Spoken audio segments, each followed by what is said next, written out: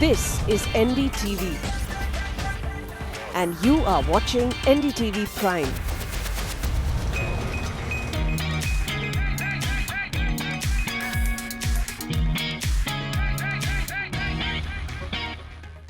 Welcome to SIAM and Bazaar Buzz. I'm Siddharth Vinayak Partner. Plenty packed into today's episode. Here's what's coming up. The new generation Audi A4 officially arrives. We have prices and other details. The annual convention of both the automobile manufacturers and the component manufacturers took place just a few days ago. Lots to update you on. And it's a look at the Maserati Quattroporte, the high-end sedan from the Italian car maker.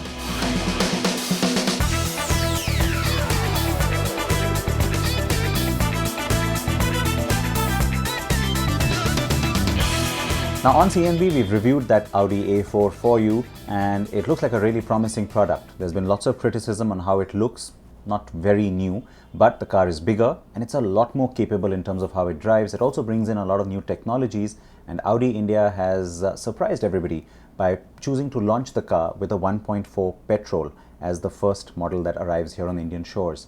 What else do you want to know about it? Well, the car has just been launched. We've got prices and those are the details now.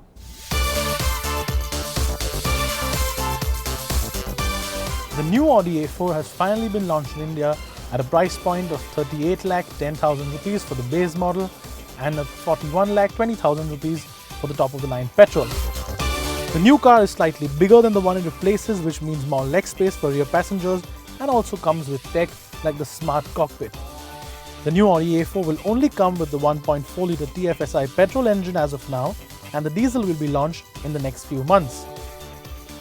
The new engine makes 150 bhp of peak power and 250 Nm of peak torque and is mated to a 7-speed dual-clutch automatic gearbox. The claimed fuel economy figures of the A4 are almost 18 km per litre, and if you ask us, that is quite impressive as this is a full-size luxury car. The Audi A4 will take the fight directly to the likes of the Mercedes C-Class, BMW 3 Series, Jaguar XC and the Volvo S60. That's the new Audi A4, and it looks like that segment is going to see a bit of a shake-up.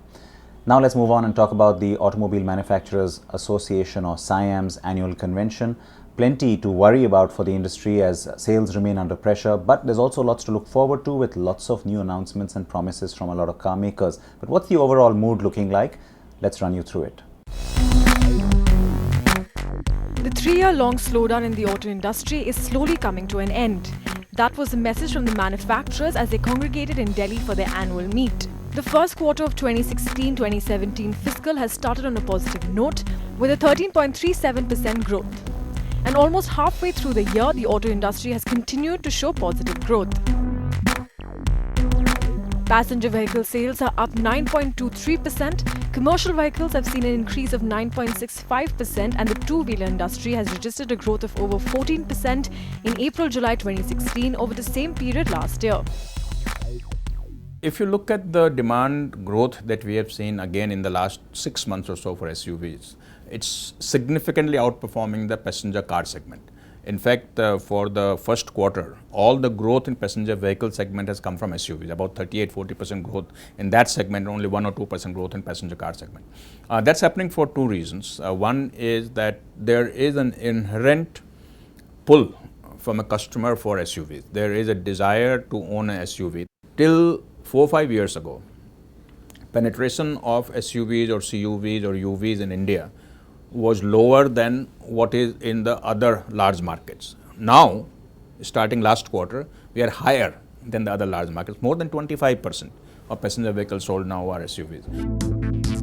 The auto sector is still very cautious though and isn't celebrating just yet, as much uncertainty remains.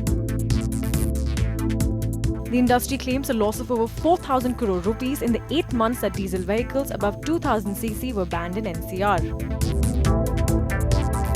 Less than 20% of the pollution in Delhi is caused by vehicles, and out of that less than 2% is caused by these vehicles which meet Euro 4 norms.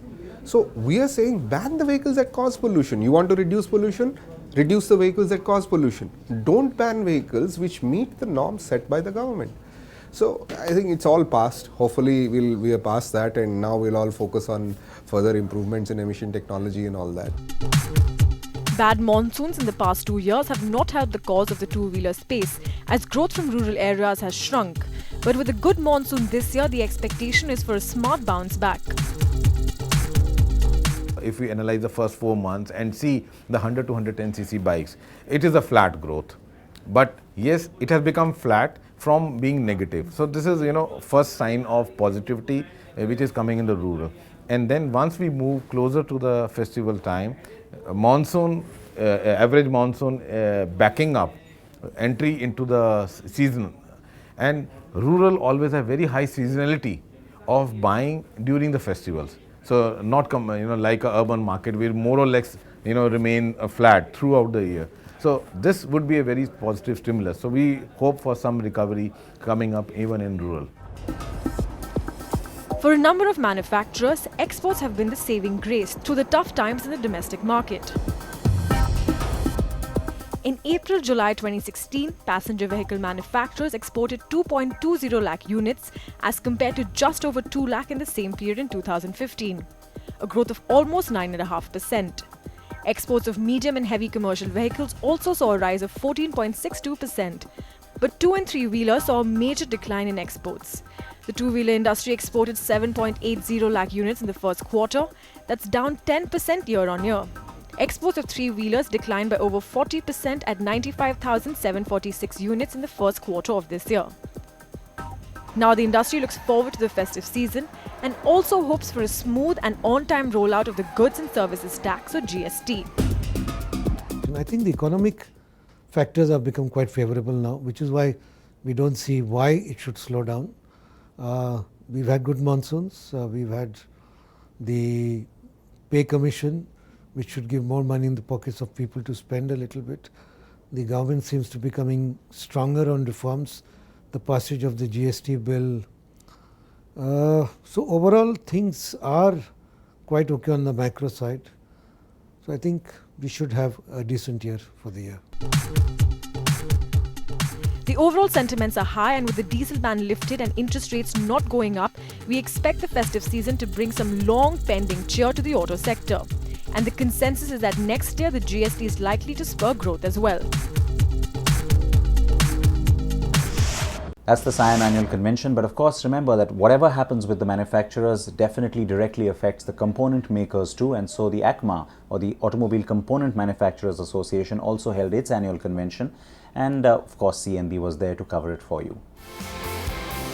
The driving force for the overall auto industry has always come from the component sector. The Indian component industry contributes 25.6% to the country's manufacturing GDP and 3.8% to national GDP. Last year, the component industry saw its exports rise to $11.2 billion and achieve an overall turnover of $38.5 billion.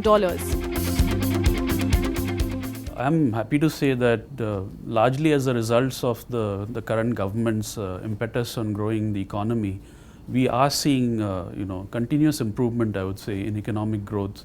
So while in the first year in 2014 it was pretty flat, I would say, then in 2015-16 we saw the pickup, and as you know, the GDP grew by about 7.6%, and I'm seeing a continuous strengthening in that whole situation. In the last financial year, over 44% of the overall auto components manufactured were utilized by passenger vehicle manufacturers. Commercial vehicles accounted for 31%, two-wheelers at 21% and three-wheelers at 4%. This year, ACMA adopted Make Quality and Technology in India as its theme, and the industry body focused on strengthening the Indian component industry's capabilities for new product development, improving quality standards, improving research and development to meet the evolving emission and safety standards. Also on the agenda was a talk on upgrading people's skills to support domestic and global expansion of OEMs, which will add to the overall productivity in India. The point we were trying to make is, while the Indian industry has moved a lot in terms of quality, we're still not at global standards. That's the truth. And to get there, we need, as far as we think, we need two directional focus. One, we need to invest in quality, which means substantial amount of investment, but it's absolutely required if Indian manufacturers need to be globally competitive in terms of quality. Second, the culture of quality needs to be built into the organization.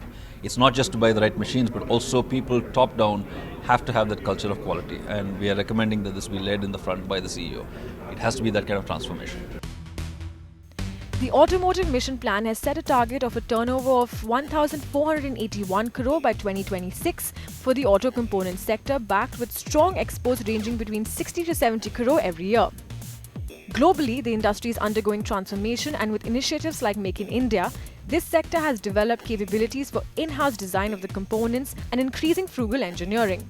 Manufacturers like Mercedes-Benz, BMW, Daimler Trucks already source 50% of its components from the local market, which is likely to increase in the coming years. It is time for us to slip into a short break. We have the gorgeous Maserati Quattroporte coming up right after that.